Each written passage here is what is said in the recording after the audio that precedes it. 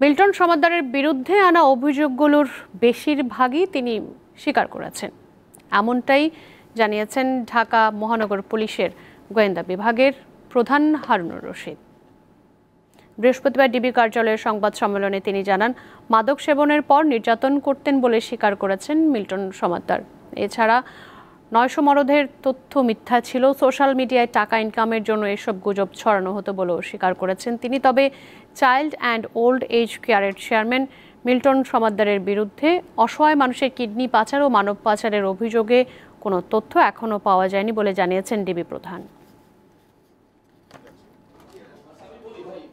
তার বিরুদ্ধে যে অভিযোগগুলো ছিল এবং মিডিয়াতে গণমাধ্যমে যে তার বিরুদ্ধে অভিযোগগুলো ছিল সে ম্যাক্সিমামই আমাদের কাছে স্বীকার করেছেন।